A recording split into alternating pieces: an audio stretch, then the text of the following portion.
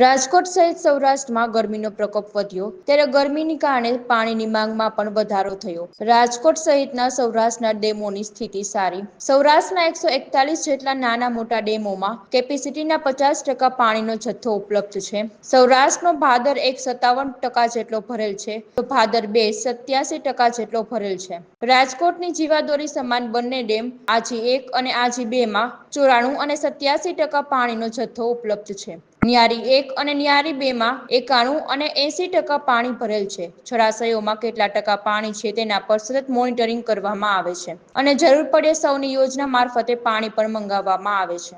સૌરાષ્ટ્રના ટોટલ 141 ડેમમાંથી અત્યારે આશરે એવરેજ કરીએ તો 50% ડેમ ફૂલફિલ થયેલા છે અને એટલે ગયા વર્ષની કમ્પેરિઝનમાં આ વર્ષે ઘણું સારું રિઝર્વાયરમાં સ્ટોરેજ થઈ ગયેલું છે, જેથી ઉનાળાની સ્થિતિમાં આપણે કાબૂ કરી શકીએ। રાજકોટ જિલ્લાના આપણે 26 ડેમની વાત કરીએ તો જે મોટો ડેમ છે ભાદર 1, ભાદર 2, ભાદર 1 આશરે 57% ભરેલો છે, ભાદર 2 આશરે 87% ભરેલો છે। રાજકોટના જે જીવાદોરી સમાન ડેમ ગણીએ આજી 1, આજી 2, જે હાલમાં આપણે સૌની યોજનાથી પાણી ભરેલું તો 94% અને 83% ડેમ ફૂલફિલ થયેલા છે।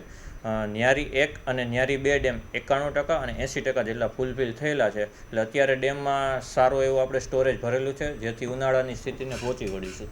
દર વર્ષે આપણે 1 મંથ અગાઉથી સપોઝ માર્ચ મહિનો હોય તો એપ્રિલ મહિનામાં કલેક્ટર કચેરી દ્વારા આપણે માહિતી મગાવતા હોઈએ છીએ કે કેટલું જિલ્લામાં પીવાના માટે કેટલા MLD પાણી જોઈએ, તો એ રીતે આપણે આગોતરું આયોજન કરીને સૌની યોજના થ્રુ પાણી મગાવતા હોઈએ છીએ દર વર્ષે।